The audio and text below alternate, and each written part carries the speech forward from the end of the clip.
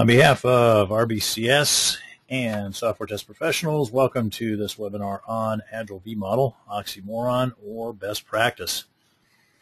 I am Rex Black, president of RBCS, a worldwide testing and quality assurance firm serving clients ranging from small startups to Fortune 20 global enterprises. Since 1994, we have delivered insight and confidence to hundreds of clients around the world. Our team of international consultants deliver customized training, consulting, and outsourcing services for companies that are looking to improve their test and quality assurance practices. I'm the author of 12 books on software testing, including the bestseller Managing the Testing Process and 4 books on the ISTQB program. RBCS is presenting this webinar in partnership with Software Test Professionals. You can check out their website at www.softwaretestpro.com. Attendance at today's webinar earns PMI PDUs. Thank you to Rex Price for reviewing the materials for PDU status and making valuable suggestions. Attendees will receive an email telling them how to claim PDUs, including the PDU code. Please note the PDUs are available for live webinar attendance only. Before we start the presentation, some housekeeping notes. Feel free to submit questions at any time via your webinar interface. But note that they are answered at the end. You do not need to ask for presentation copies. The presentation is already on the web. Go to rbcs-us.com, go from the resources tab in the upper middle, navigate from there to the basic library, and you will find them. By attending this webinar, you are automatically registered for a free e-learning drawing. Check your email over the next couple days and watch that spam filter. Hope you enjoy this free webinar from RBCS. We do these free webinars as a service to the software testing community because at RBCS we are a not just for profit company. Okay, so today I want to take on something that's a little controversial. So the V-model. The V-model is seen by many people as a sort of relic, a waterfall or relic. And to say anything good about the V-model at this point would be to make yourself look like some sort of dinosaur who's out of touch with the latest and greatest best practices of software development.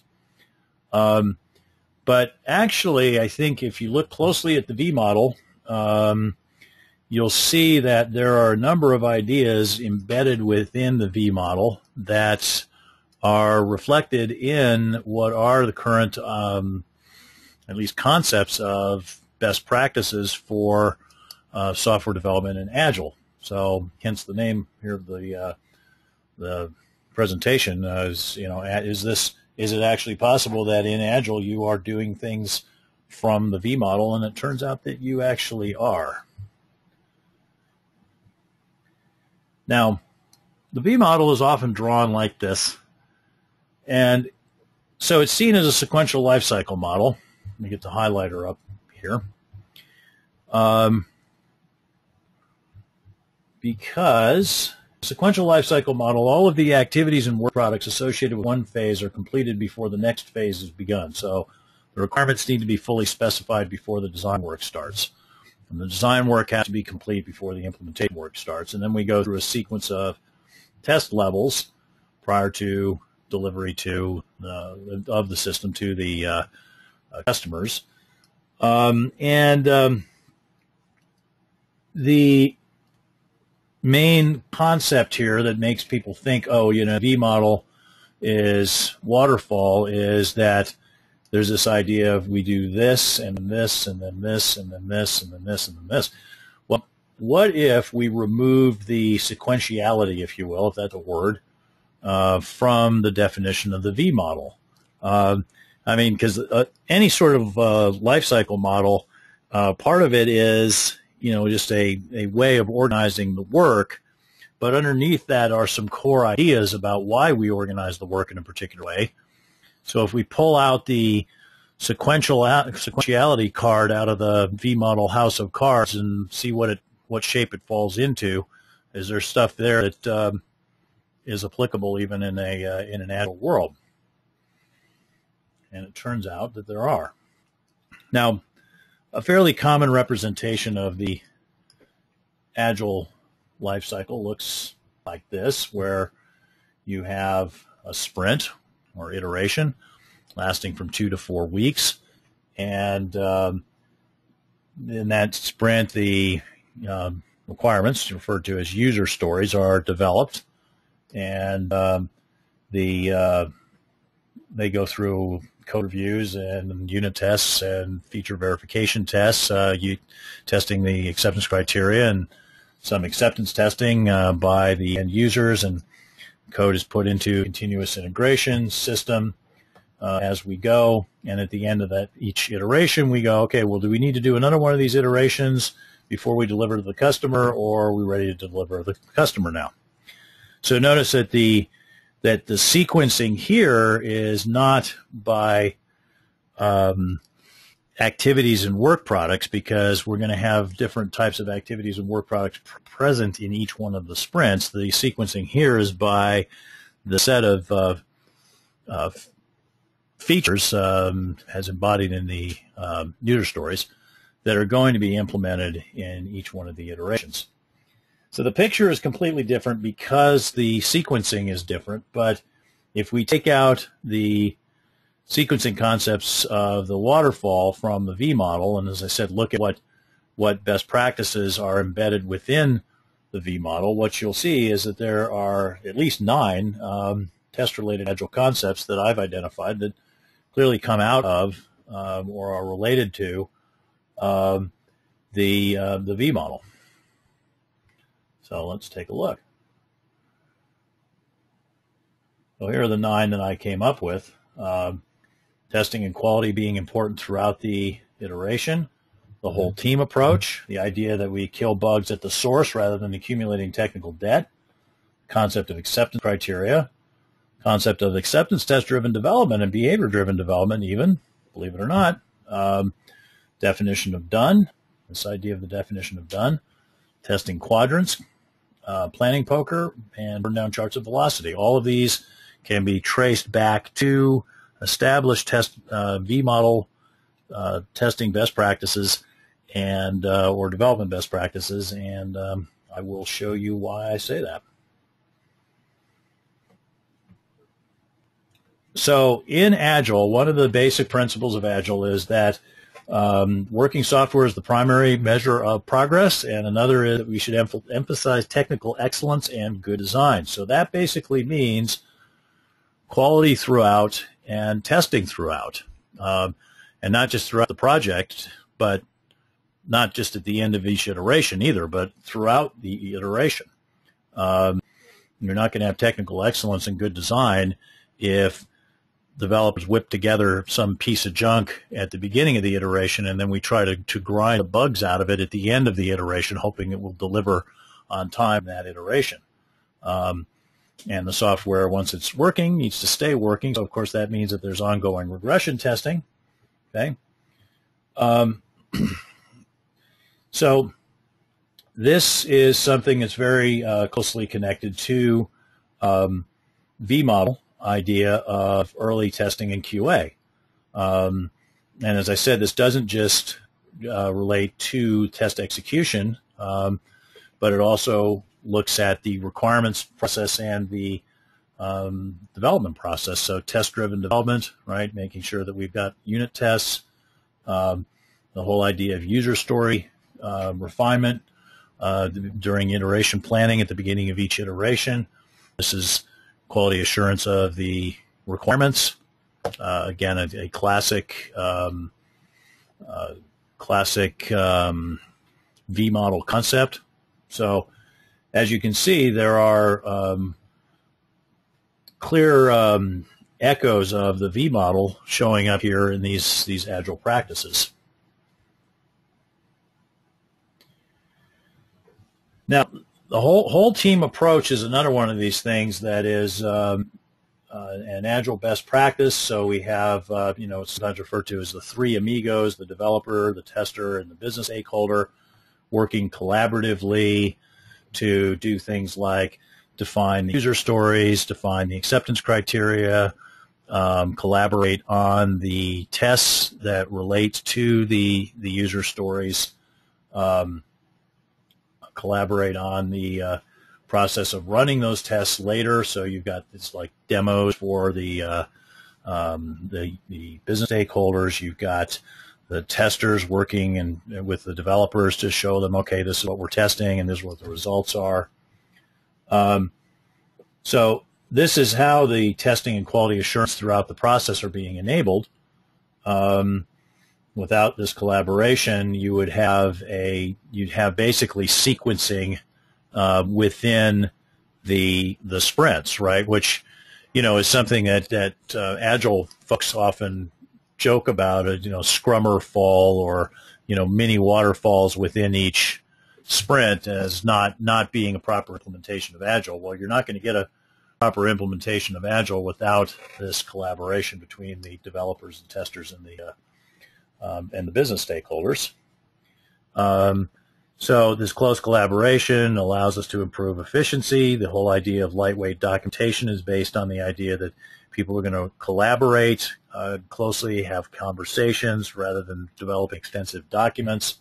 They are all aligned on the same goals, and overall morale is going to be higher because we're pulling in the same direction. Now, if you look at the V-model, calls for exactly that same kind of collaboration. Yes, it's calling for it in a sequential fashion. If you look at the sequential aspects of it, it's still saying testers, developers, and business stakeholders should collaborate on the definition of the requirements. They should collaborate on design. Testers should be able to assist, ideally, with unit testing and so forth. So here again, we see something that if you step back from or remove the sequential aspects from the V model, you can see, oh, wait a minute, that idea of the whole team is not something that's unique to Agile. It can be in a V model type of approach. Now, killing bugs at the source. This is very much a V model idea. So if we look at Agile, the Agile purists, keepers of the Agile flame, as it were, will say, look, you should fix every bug in the same iteration in which the bug was found. The lean folks are actually even more extreme than this. It should just be all bugs should be fixed immediately. That's the rallying cry that you hear of stop the line, or immediately fix the defect. Now, some of our clients are a little less strict about this, so they'll have what they refer to as fix bugs first, which is basically if there are any bugs discovered during testing towards the end of an iteration that can't be fixed in that iteration, then the first thing that's done in the next iteration prior to any work on the user stories is fixing those bugs. Seen as a weaker strategy by the purists, but still nonetheless is something that keeps the lifespan of a bug to at most in one iteration's duration, really. Some of our clients do what are called hardening or stabilization sprints, which is that they will allow bugs to accumulate, and then we'll do a sprint where they just are cleaning up design problems, cleaning up latent bugs, and so forth. Agile purists will definitely jump up and down and call that waterfall, or at least not Agile, but a lot of organizations do it. Now, the closer you get towards fixing every bug in the same iteration in which it was found, the closer you get to the concept of phase containment, which is definitely something that's central to the V model. So in phase containment, what we're going to do is try to try to detect and remove every bug in the same phase in which it was introduced. So all requirements bugs removed by the end of the requirements phase, all design bugs removed by the end of the design phase, and so forth. This is going to result in a higher level of quality because we're going to minimize the number of bugs escaping into the subsequent phases, which means that for a fixed defect detection effectiveness in that phase, we're going to have a fewer number of bugs coming out of that phase. And it also reduces cost because the cost of removing a bug tends to escalate on average with the amount of time that bug is left or survives from its point of induction. So basically, if you look at this from the point of view of what we're trying to accomplish, it's the same thing. Find the bugs as quick as possible, fix them as close as possible to the point of introduction. That's going to be cheaper, and that's going to be result in higher quality. So phase containment, definitely people will look at phase containment and go, geez, that's a dinosaur waterfaller kind of concept. But, in fact, if you redefine this to think of, well, I want to keep things inside each iteration, that's definitely something that's in Agile. And further, if you look at the ideas in Agile of collaboration on the user stories and the acceptance criteria and collaboration on the unit testing and the continuous integration and so forth, many of those ideas are also about trying to contain defects as close as possible to the source within each iteration, which is, again, phase containment. So there's phase containment across the iteration, there's phase containment within the iterations, but phase containment is an idea which, while not mentioned by Agilists, is clearly inherent in what they are saying and the practices that they're proposing.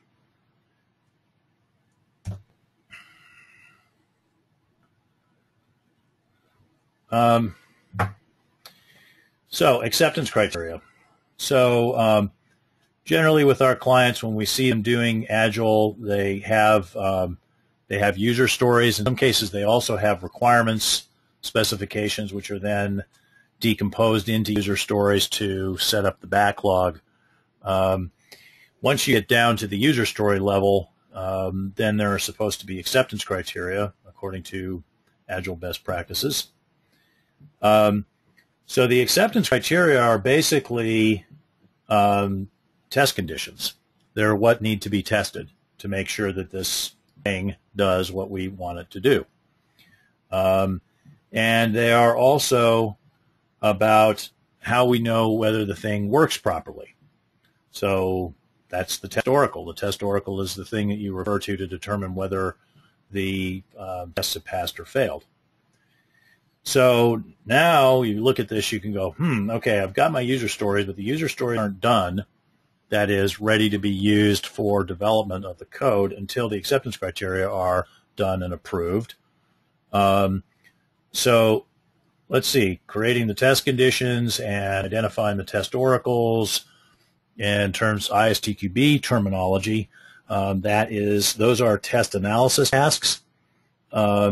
And this idea that test analysis should precede coding is something that goes back in the V-model at least until the late 80s, if not before. So this is certainly a very well-established V-model best practice. We can call it by different names. We can call them user stories and acceptance criteria, but ultimately it's the same concept. Same practice. Now, the user stories and the acceptance criteria are not left there, but they're supposed to be elaborated into tests. So acceptance test-driven development is one example of this, also called specification by example. This is where the tester is going to be creating a set of tests that basically give examples of what each acceptance criteria would mean in a concrete sort of fashion. Behavior-driven development is the same kind of thing. It's talking about the behavior of the software, but it's the test would be created by the developer as a way of showing the testers and the business stakeholders, this is how the system is supposed to work. So what do we have here? Well, we have specific test cases at a level of detail and expressed in such a way that both business and technical stakeholders can read them, that provide demonstrations of how a particular feature should work. In other words, what its behavior should be. And so here again, we see something that's straight out of the V-model. So not only does test analysis precede coding, but actually test design precedes coding. And this goes back to one of the sort of founding fathers of the V-model, a fellow named Dave Gelperin, who is now retired, one of the originators of the IEEE 829 standard for test documentation, and also originated a test process that was basically a wrapper around that, which pretty much is the V-model. So, sure enough, here again we see something, an idea derived straight out of the V-model that is showing up in Agile.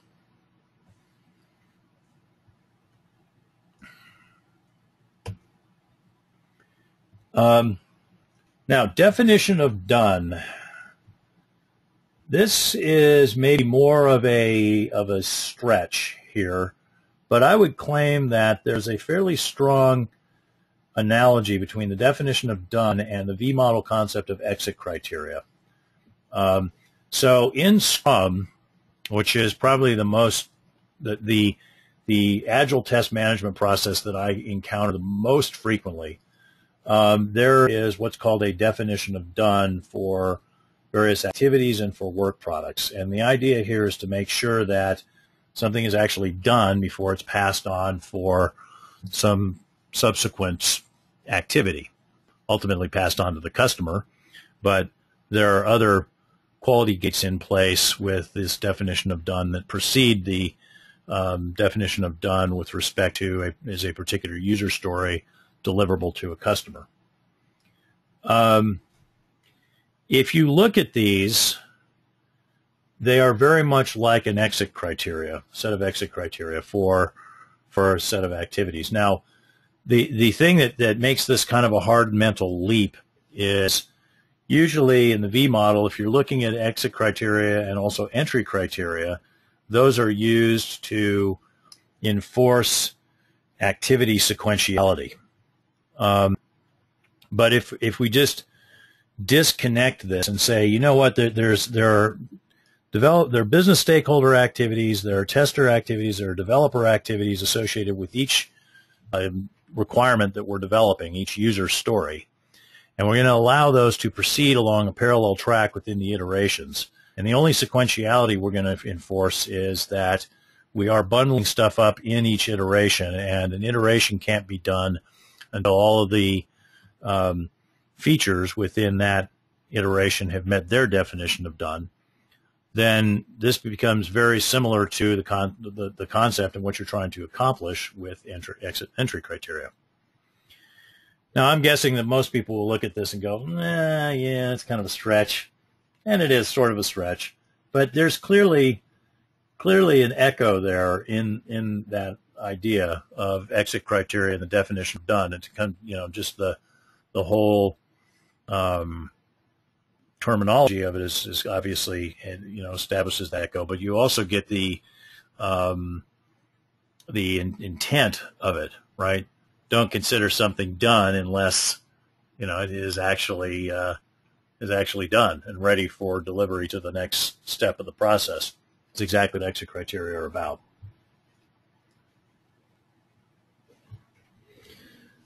All right, so the test quadrants. This is another one where people look at this and go, all right. So this is kind of a, stretch. I mean, quadrants, Brian Merrick, when he came up with the quadrants, wasn't really thinking about the V-model. I mean, he probably wasn't thinking about the V-model at all. He was just trying to think about different types of testing that apply in Agile projects. But what's interesting, though, is if you look at it, it takes you to a very similar place as this idea of making sure the right tests are run at the right time in each iteration. That's exactly what you have if you look at the V-model with the concept of test levels and test types. So let me just explain the quadrants here first. So in the test quadrants, you have the tests on the left-hand side are ones that are about, as Merrick put it, supporting the team, which is basically verification, verifying that the requirements are met. whether these be low-level requirements as expressed in the unit tests, or higher-level requirements as expressed in acceptance criteria. The tests that are on the right-hand side are ones that are about evaluation of the product. In other words, validation, making sure that the product actually is going to satisfy the customer's needs. Now, verification and validation are not necessarily terms that you're going to hear very frequently in Agile circles, but this is just another unfortunate example of commonly accepted industry terminology being abandoned or redefined for no real good reason. Rather than define new terms around things, if we've got existing terms that work, it would really be better if we use those existing terms so that we don't confuse ourselves by forcing people to translate in their heads from one set of terminology to another. Now, the tests at the bottom of the quadrant are what are referred to as technology-oriented, and the tests at the top of the quadrant are what are called business-oriented.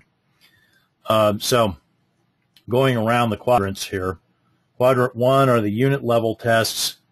So unit tests, component tests. Component tests might be a little different than unit tests. They might test in integrated groups of units that provide a defined service, which should be a component. These are going to be automated tests. They're going to be part of the continuous integration process. So they will be evaluating regression from one iteration to the next, as well as checking that the code complies with the low-level design that the developer had in mind when he or she created a unit test. The quadrant 2 tests are the ones that are at the system level, that are mostly about testing functionality, focused on often the acceptance criteria that are defined for the particular user story. And if these are automated, they can be included in the regression tests. Of course, if they're manual, then it's usually not. They're not going to be included in the regression tests, or at least they'll be run a lot less frequently. Now, quadrant 3, these are the manual tests at the system test level or user acceptance test level. So exploratory testing would fit in here, usability testing, customers or users using various kinds of scenarios, to real-world scenarios, use cases, basically, to evaluate whether a user story actually meets their needs. And then we have quadrant 4, which are system test level or operational acceptance test level. These are mostly the non-functional types of tests, like reliability, performance, security, maintainability, compatibility. Also tests like data migration when you're migrating from one system to another, interoperability between systems. These tests will either be automated or they will be manual but supported by tools. So you can see that there's a clear mapping here from the levels and types of testing that are discussed in the ISTQB program, and in relation specifically to the V-model and the kinds of tests that go on at the Agile in the Agile world. It's just that you often see them referred to as different by different names. Again, this is this unfortunate Tower of Babel that we deal with. Now, planning poker. This is another one where the connection might not seem obvious to people. How can planning poker actually relate to anything in the V-model? Well, so in planning poker, what you're going to do is you're going to look at a user story, and it's going to be sized. And some people use story points, for example, following the Fibonacci series or some variant of it. For example, Mike Cohn probably makes a pretty nice little residual income off of selling his planning poker cards, but you wouldn't have to actually buy such cards. You could do this without them. You can do it with pieces of paper. T-shirt sizes are something that I've heard of, though I've not directly seen a client doing this. I've seen them doing story points. I've seen them doing person hours. I think either one of those, the story points or the person hours, makes perfect sense and has a nice sort of quantification of sizing that's valuable.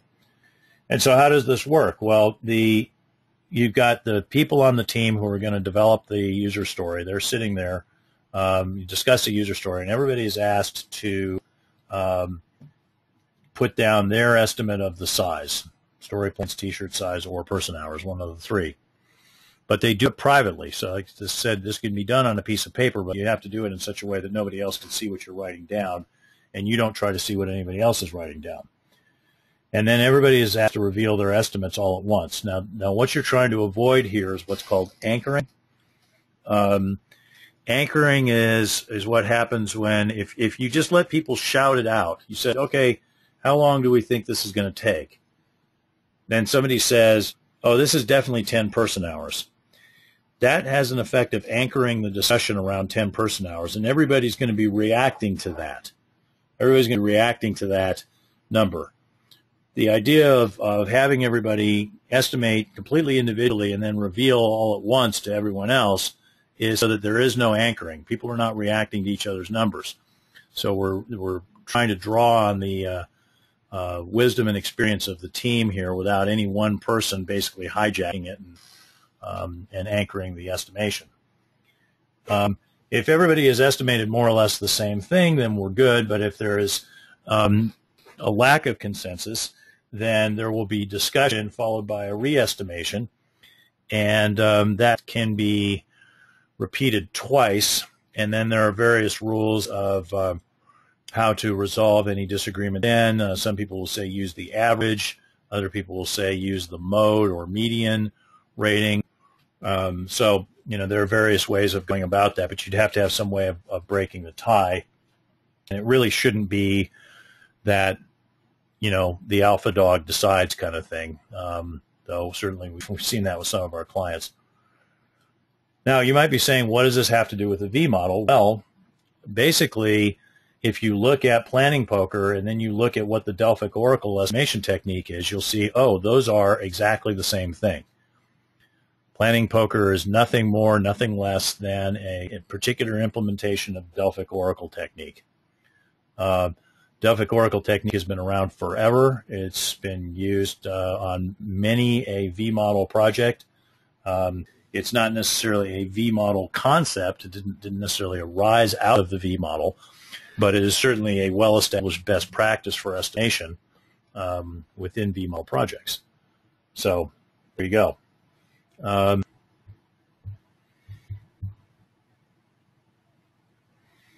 Now, burn down charts. So in a burn down chart, we have a representation of the total effort to be done in story points or person hours or what have you. And that's what's at the beginning of the iteration, on day 0 of the iteration, before we even start.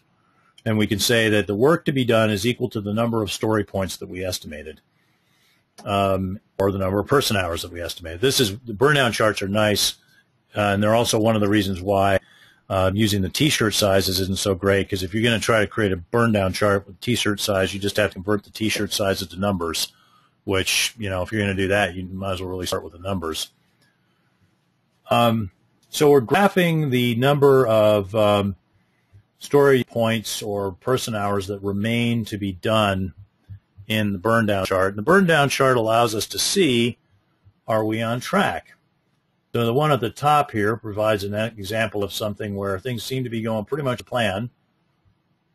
The total number of remaining story points or effort, depending on what's being graphed here, is bouncing around more or less randomly with respect to the blue line, which is the plan. And you see that we're at the point where we're a little more halfway through the project. We are definitely more than on track for conclusion within the planned period of time, the 4-week sprint.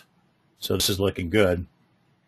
versus this guy over here, this hilarious example that I found out on the internet of the burn down chart. Notice this guy appears as graph in Excel or something like this, and this is just the low tech. Let's just put it up on a whiteboard or a flip chart or something. So we have something here. They started at 113. I'm assuming that's either story points or person hours. And then we've got the dates. And I like that that it went up here and then went down, went up. Who knows what's going on there, whether new stuff is being added or what exactly is happening, but it's it's supposed to be going down. And what we're missing, of course, is the line that's connecting us to whenever this was supposed to end, but it's not on a track for ending. And then I love the guy falling off the end of the burn down chart. Oh my God.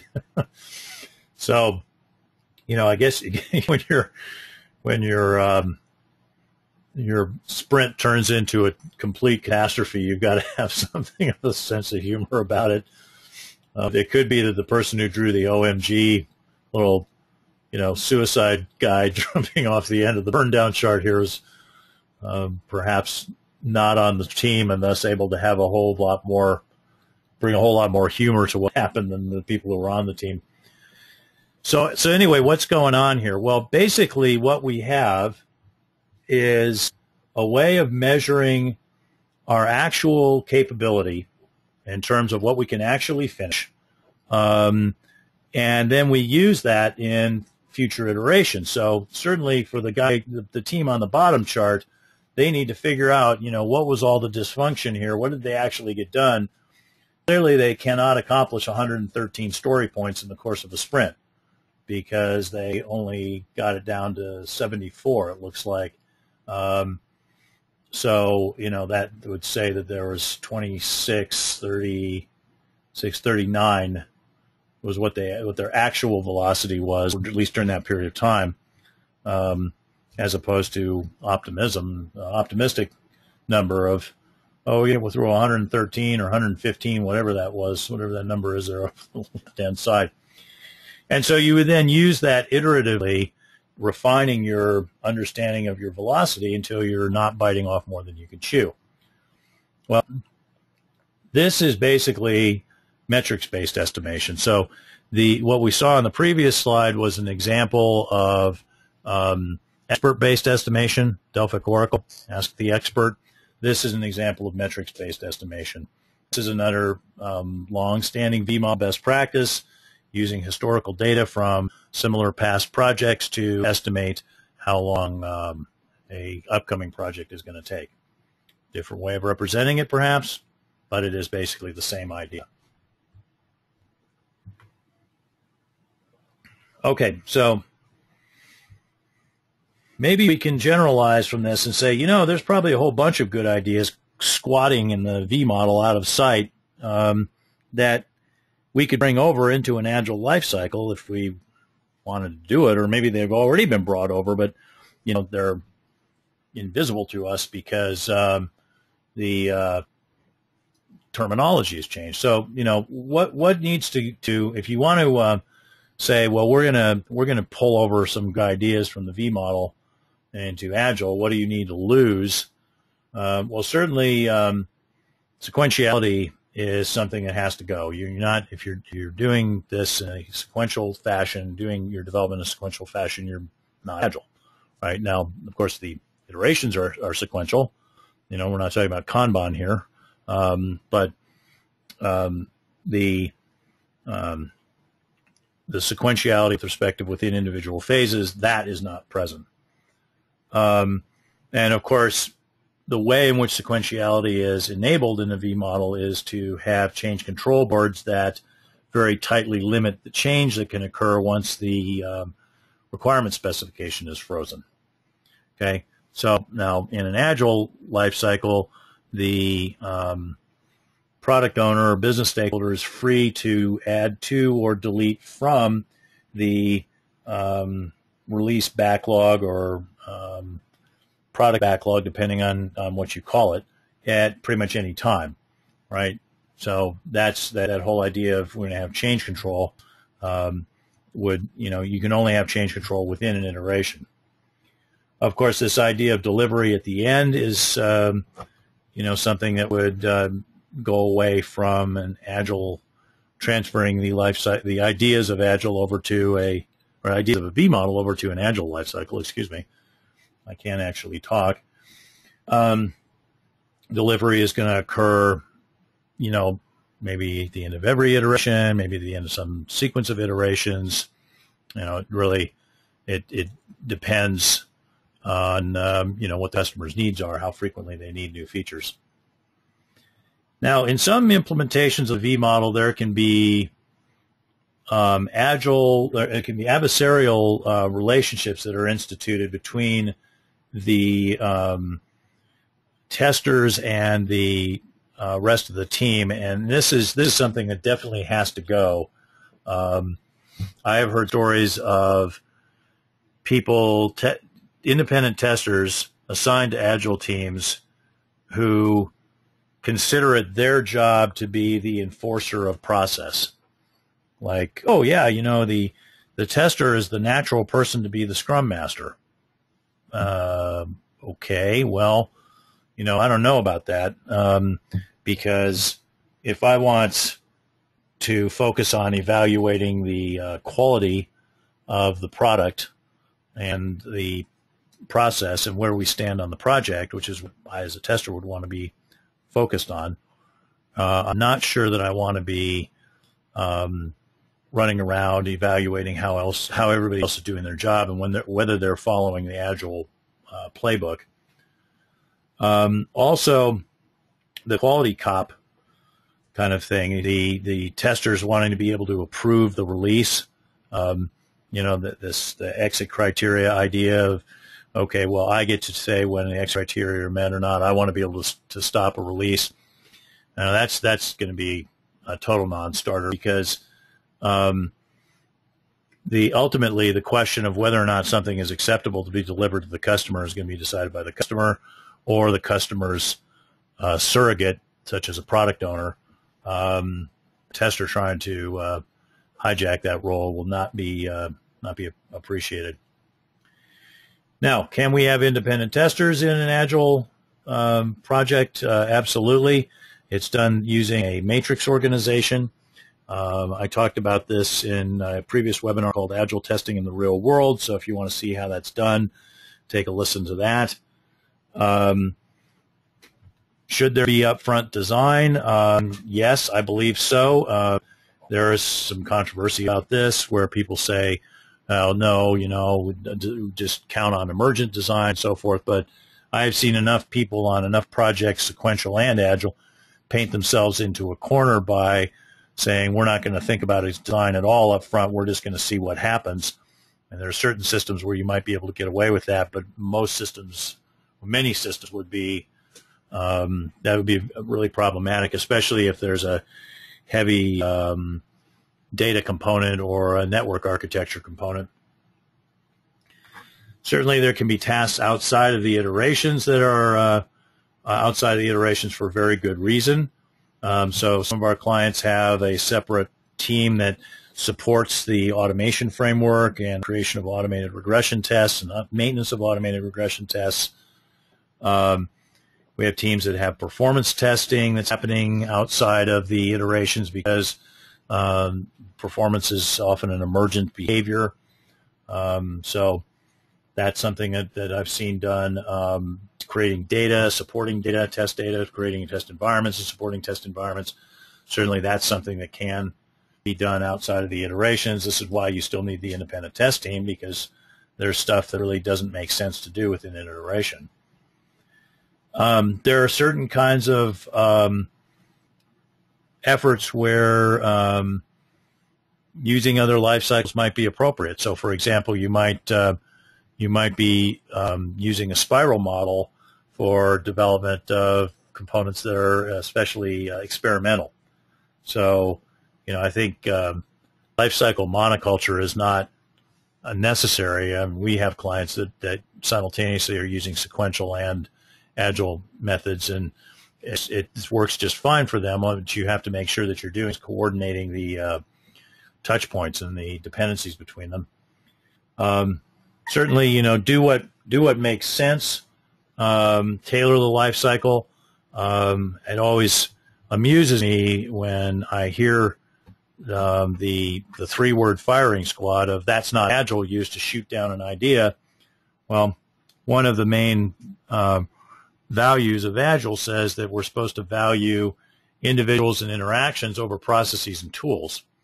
So it seems like if there's a good idea that's being advanced by individuals for how they should interact, that's being shot down by a claim that the proposed process is not Agile, then that would seem to be fly in the face of that particular value.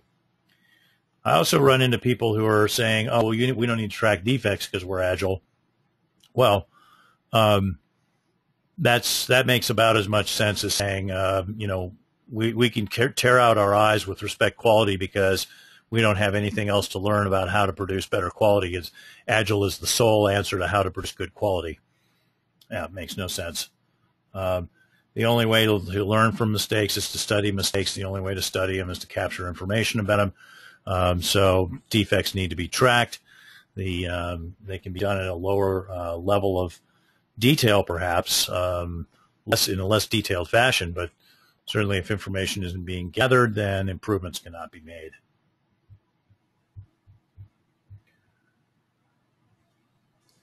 All right, so for those who have concluded that the V-model is dead, I say long live the V-model.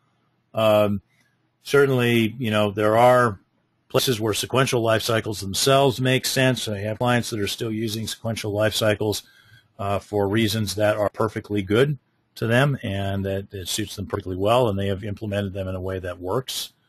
Spiral models still out there. So, we need to have to avoid this idea of a monoculture of development methodologies, that all of these should be seen as sources of ideas about how to organize projects that are sometimes useful and sometimes not, and should be adapted as needed.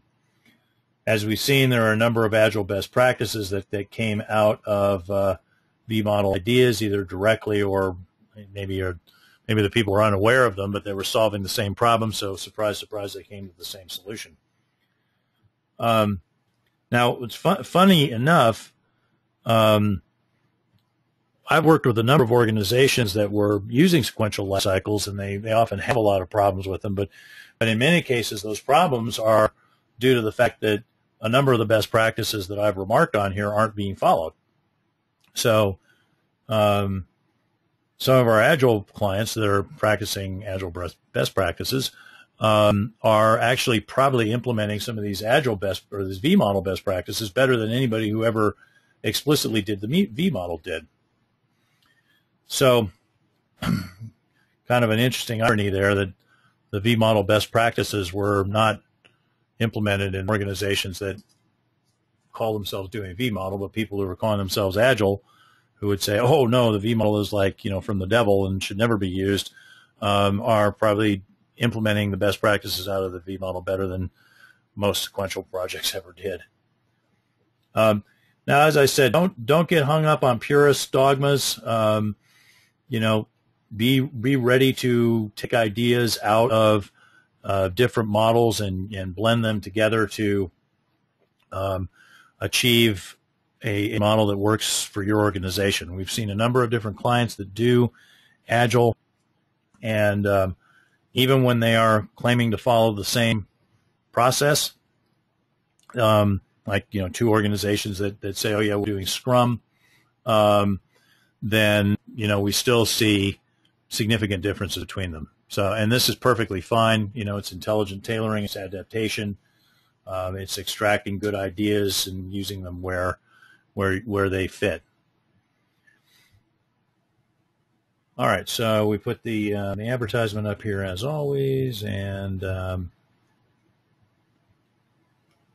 we go to the Q&A panel here. So Silvio says, in Agile, there are still entry and exit criteria for different test levels. No. As I pointed out, you have the definition of done, right? But the thing with the test levels is that the entry and exit criteria in the V model would be used to enforce sequentiality between the test levels, and that's not what you want in an Agile model. You want the test levels overlapping. Now, obviously, unit testing is going to start before integration testing because one unit has to be the first one finished in any given iteration. But then immediately after that, you're going to start integration testing because you're going into a continuous integration mode. And then as soon as you've got a build that's coming out of that continuous integration environment, then you're going to want to start system testing that. So there's a slight sort of staging in the sense of component test, then integration test, then system test. But throughout most of the iteration, ideally, all three of those test levels are happening in parallel. Mary says, how do you measure technical excellence and good design as you go along other than the measure of working software? That's an excellent question. Mostly this seems to be exhortation. There's this belief that, we can refactor at any time because we have automated unit tests. You'll get that out of the adherence of extreme programming. We'll say, I have a set of unit tests that I've created using test-driven development, and therefore I can redesign the software anytime I want, and I don't have to worry about regression tests because I'll just rerun these unit tests, which is an amazing claim, of course, because it's saying that I have a set of tests that I created that are 100% bulletproof. There's no regression that could occur that could get through my unit tests, which is an outlandish claim at best. It's shocking that there are people who are out there that say that, but you'll hear stuff like that. You'll hear people talk about, I test everything that could break. Well, if you're saying I have a test for every possible bug that could exist in the code, well, lots of luck with that because that's pretty much an infinite number of tests. So there is there are some interesting issues here. And certainly if you do not measure bugs as you go along, like how many regressions did we actually see, and where are the bug clusters and what are the trends telling us, then it is going to be very difficult to measure technical excellence and good design. So this is another reason why I'm saying it's important to keep tracking bugs, because at least you're able to get out of that indications of where there are bug clusters, where the complexity might be very high, so forth, that might indicate, we have some design problems in this particular area. Silvio says, design specification and development activities may overlap with test levels. It is a common practice that due to pressure to build something and keep iterating until a solution is found. And in this way, test effort to increase. That's a good point, Silvio.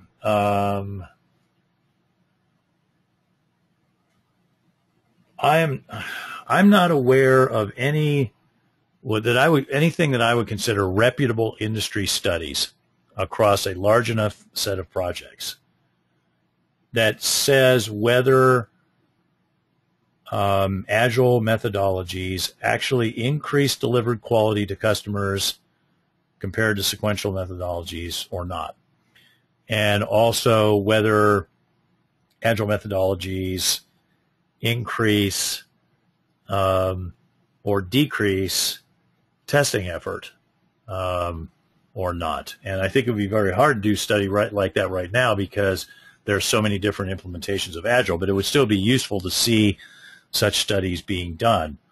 I mean, I think the only thing that you can say for sure is that because of the constant changing of the code, churning of the code base throughout the development process, regression risk is going to be significantly higher than it would otherwise be, and therefore there is a need for even more thorough automation of tests to deal with the regression risk than would otherwise be the case in an equivalent product developed via a sequential life cycle. And the other thing I think you can say for sure is that Agile, because of the focus on having working software at the end of each iteration, does create for the business more opportunities to deliver software, and thus more opportunities to realize some amount of return on the development investment throughout the development project. Other than that, I think it's hard to make definitive statements. A comment or question from Bernard here. Good to see you, Manfrere. When developing large banking systems 30 plus years ago, we had to think sequentially, design, then code, then test, and iteratively or agilely by having the whole team developing software using the tools, functions that I developed.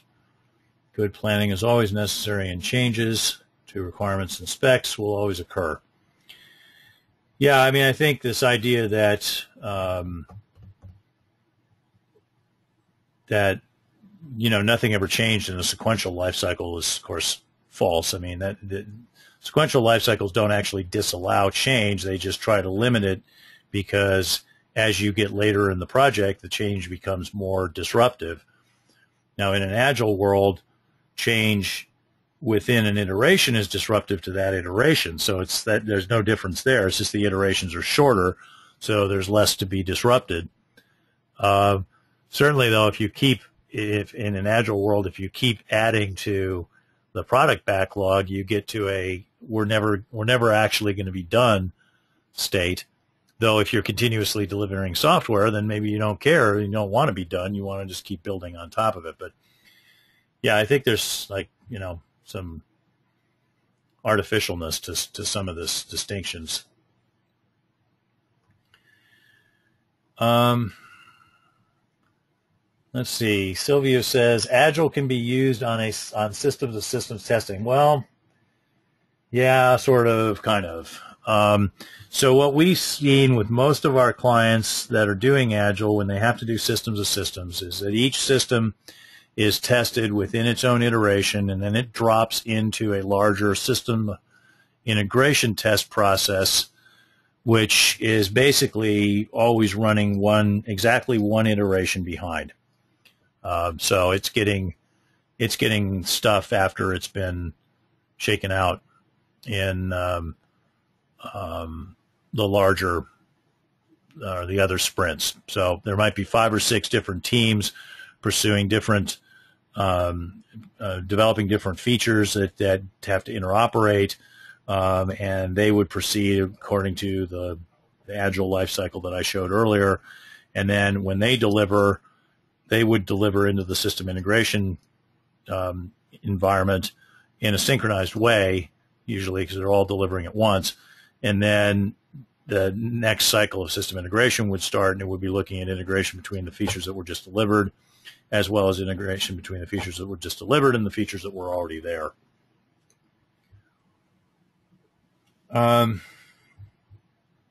Let's see. Bernard asks, ATD and BDD, aren't they defining the normal flow while testers should also look at incorrect inputs?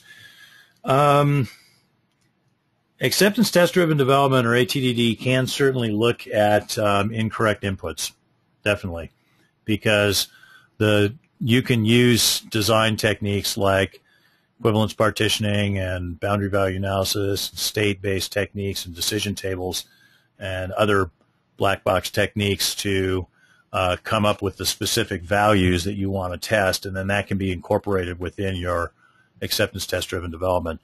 Now, if people don't know those techniques, is it likely that they would create a set of tests that were happy path only? Sure, absolutely.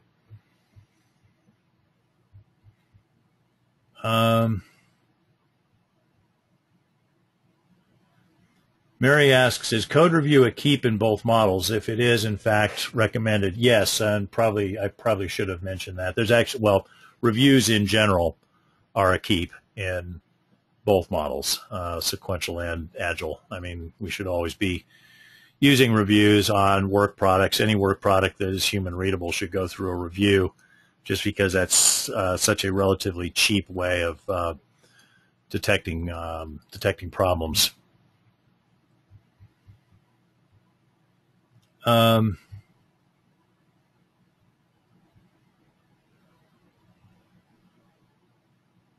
Bernard says, good presentation. Thank you very much. I wonder how many attendees were Agilists, and did the presentation change their religious views about Agile? I don't know. I'm not necessarily trying to change views so much as just to throw out food for thought. That's usually what I'm trying to do in these webinars is, challenge ideas, throw out food for thought, provide some useful techniques, ways of thinking about things. So I agree that there is certainly a tremendous amount of religious warfare here. I think you brought up something earlier, Bernard. You said that Agile is, to my mind, a religious trend where one uses new words to describe old context, possibly for personal enrichment. Not that that's cynical or anything.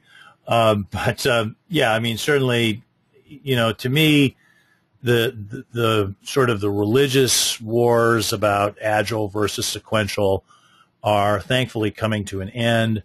The dogmatists are losing out because, once you get into mass adoption, the idea that there can be some sort of priesthood that tells other people what is or is not proper Agile and so forth, that doesn't happen in the real world. I mean, people just go off and they say, okay, these are useful and interesting ideas, and I adopt them, right? I mean, it's the same, the exact analogous thing with standards. People put standards out there, and what 99% of the world does with standards is they look at the standard. Probably about 50% of the world looks at the standard. They're smart enough to go, there's some other good ideas out there. Let me go look at them. So they look at the standard, and then 99% of those people say, all right, there's some interesting and useful ideas here, and I'll pull those out, and I'll use those however I darn well please, and the rest of the standard can go hang. And then you get the 1% of people who are like, oh, well, I must follow the standard because the people on the standard committee are so darn smart, and they must know everything, and I'm going to go off and do this exactly as it's written. So what I think happens, and as we get into the mainstream here, is that this is more about just, what works and what doesn't for whom, and certainly with most of my clients, I run into very little fetishization of Agile as some sort of ritual or totem that is going to magically change product quality, and more just sort of a realization of this is what it can do for us, and this is what it can't do for us, and so there you go.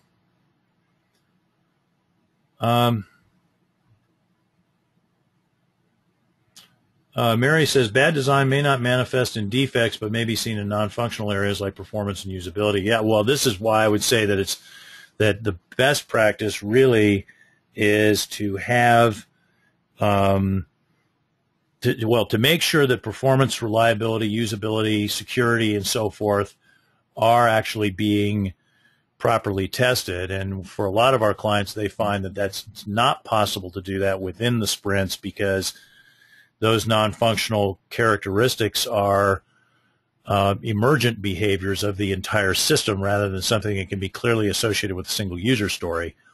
And since the sprint teams or the iteration teams are generally going to be monomaniacally driven to achieve the goals of a given iteration, anything that's not clearly attached to a user story that's in the iteration backlog is going to be deprioritized.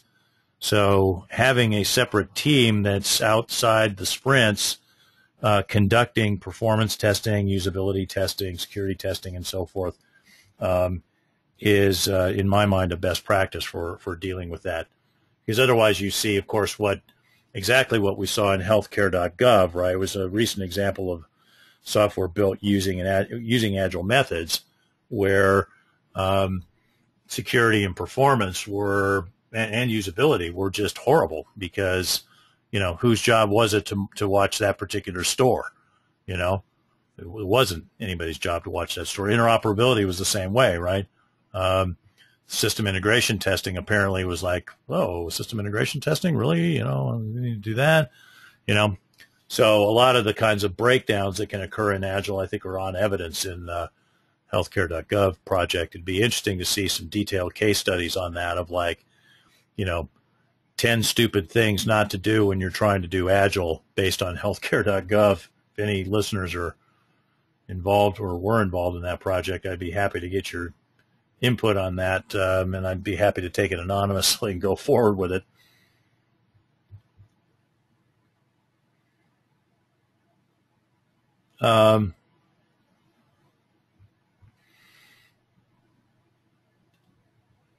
Let's see. Bernard says, decision to design, budget, development, acceptance are always sequential. Never saw a manager happy when I went and requested increased budget after partial acceptance. Well, this is one of the things that is definitely problematic from Agile, because if you're going to say that the budget can, or the product backlog can always change, then you can't have a fixed price. You can have fixed price on per iteration, right? You can say this is what it costs us to do an iteration, but you can't say this is what it's going to cost us to implement the entire product backlog during release planning at the very beginning prior to the first iteration, nor can you theoretically say it at the end of any iteration or the beginning of any iteration, because more stuff can always be added. So the only thing you can do is say, well, this is how much money we have, and whenever we run out of money, that's done. That's our last iteration, and then just make sure that that things get prioritized in the product backlog such that you get the most important stuff. This isn't specifically an Agile idea either. I mean, this is Microsoft's rapid application development, as described by Steve McConnell, is an exact example of that. If you prioritize stuff, prioritize the features, you fix the budget, you try to more or less fix the delivery date, and then whatever is done when you run out of money and or run out of time or go sufficiently far enough over schedule that you have to consider yourself out of time, then you deliver that. And if you do that properly, the stuff that's missing shouldn't be that big of a deal. Now, of course, that is exactly where Microsoft got their quote-unquote vaporware reputation that they were infamous for in the 90s. Now, that's sort of since become this kind of standard operating procedure, is that people talk about, well, here's stuff we're building, and we're not really going to commit to it, right? Google, for example, the perpetual beta, right? And never actually released their apps or anything. It's always a beta. So that's, I think it's an interesting observation there. And of course, contractual development is going to be different than developing enterprise software, consumer electronics, or mass market software, right? Contractual development, you actually have to commit. And then, Bernard, your exact point is going to be, spot on. Let's see. Mary says, I appreciate your important point that we shouldn't throw out terms just because it's a new model or trend. And you're encouraging us to just consider an idea method and evaluate it on its merit rather than whether it's technically Agile or not. Great. Yeah, I mean, I think if we would do these two things, right? Don't invent new words, new phrases to describe concepts and techniques that are already out there and well established. I mean, it was not helpful for whoever came up with the phrase planning poker, and I think that was Mike Cohn, to come up with that phrase rather than just say, hey, let's adapt this known best practice, Delphic Oracle estimation, to Agile. Because what it does is it creates this idea that, well, maybe it's something different, amongst people who know it, who know the Delphic Oracle. For people who don't know the Delphic Oracle, they're not able to necessarily connect that dot, so they don't think that there's any additional information available out there. on Planning Poker, where in fact there's all sorts of information about Delphic Oracle and how it works, but are they going to access it? No, because for terminological reasons, they've basically been a schism, an unnecessary schism has been created. And this isn't purely an Agilist thing, okay? This gets into that whole thing that the context-driven testing people are doing, where they refer to verification as checking in a very disdainful way, and then refer to validation as testing. Well, no, I mean, testing includes both verification and validation. We have to make sure that the requirements are met. So if we've got specified requirements, obviously part of testing is to check to make sure those are met. But yes, you also have to make sure to go beyond that and make sure that you're delivering value to the user. So that's verification and validation, and they're both important parts of testing. So making up new terms to do whatever, I mean, sometimes I think it's just to throw sand in the eyes of people that disagree with you, is definitely not helpful.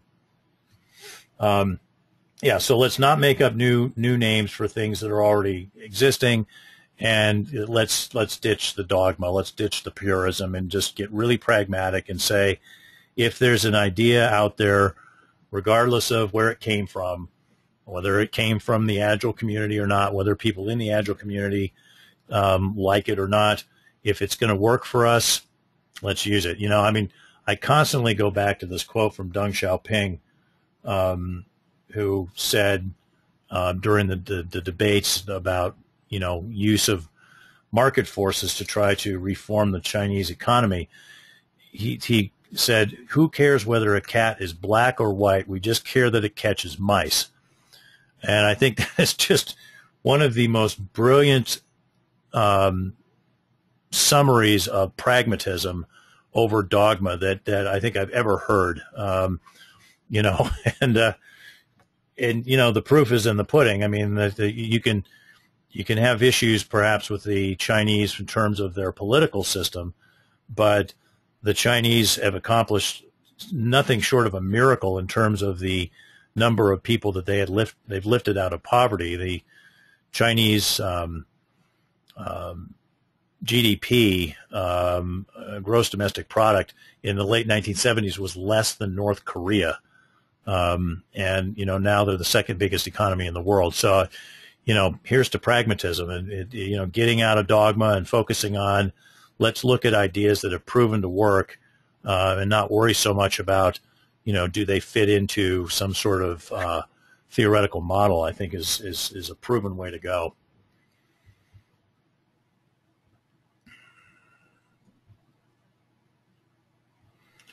Let's see. So RPAD says, how about the opposite? If one is using sequential model, what to take over from Agile? Well, you know, anything that works, right? So continuous integration, for example. Continuous integration is something that can be used in sequential lifecycle models just as well as it can be used in Agile. Automated unit testing, static code analysis. You know, none of these things that I'm throwing out here are inherently Agile ideas. Their best practices have been around a long time. They're just not necessarily in use. You know, a lot of the open source tools that are used, acceptance test-driven development and behavior-driven development, and the tools that support them are things that can be taken over to a sequential lifecycle model, or not at all dependent on the lifecycle. I think, in fact, if you looked at, I'd be willing to guess like a good third to half of the practices that are present in Agile teams that are high performing, you could probably easily pick the third of the half of those up and say, there's nothing inherently Agile about this or iterative. I'm just going to use it. Let's see. Mary says, I hate buzzwords. Yeah, me too. What I particularly hate is people who rebrand things because they're either unaware of the known definitions, in which case, why are they in a position to be rebranding anything, or they're aware of those definitions, but they can't figure out a way of exploiting that for commercial gain. So I'm going to put a new name on something, and then I can make money out of that. Bernard says exit criteria versus definition of done works okay if you take it at the activity level rather than the system level. Yeah, right. If you're talking about staging a sequence of activities related to completing a particular user story or task, yeah, it works fine. In fact, if you look at Kanban, which Kanban is, it gets lumped in as Agile, but it's actually lean. You have that exact idea of we've got stuff moving from one station to the next, and so things are entering a station and exiting a station, right? And this has to do with a set of activities associated with implementing a particular thing. Excuse me. Bernard points out that the Delphic Oracle technique originated in World War II. I hadn't realized it went that far back. I thought it was the 50s, but certainly would believe it. Let's see. Bernard also asks, regarding burndown, how do you add the work needed to fix defects based on the number of defects identified? Do you need to have to add the average number of defects generated by function points? For example, 5 defects per function point as per Capers-Jones.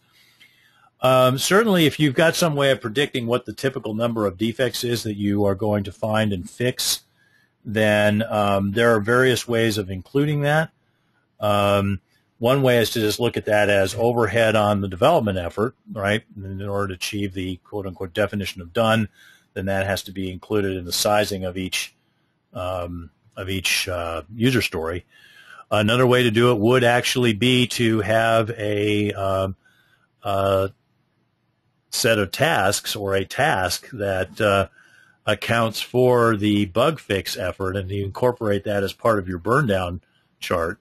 The advantage of doing it as a set of tasks, like say, each task represents 5 bugs, is you're going to see more of a stepwise progression. Whereas if you have a single task that represents, 20 bugs, you don't see any progress on that until all 20 bugs have been fixed, and then there's going to be this big sharp drop.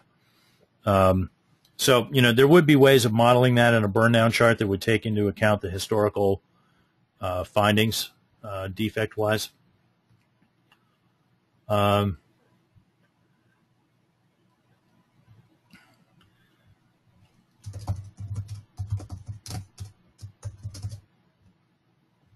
So, great. So that's I think that was an interesting set of questions, conversation.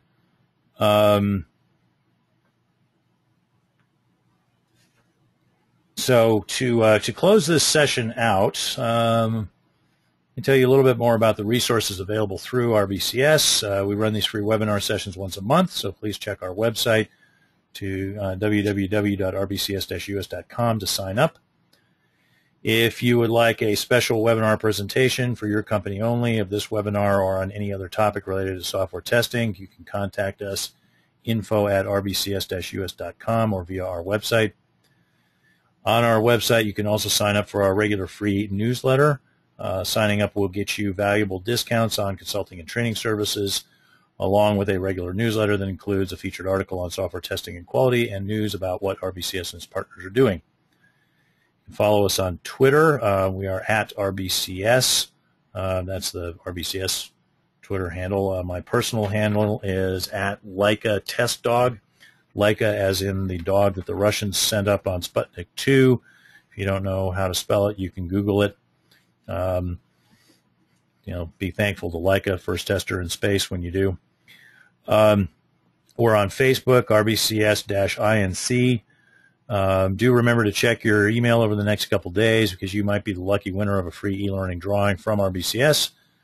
You were registered for that random drawing simply by attending this free event.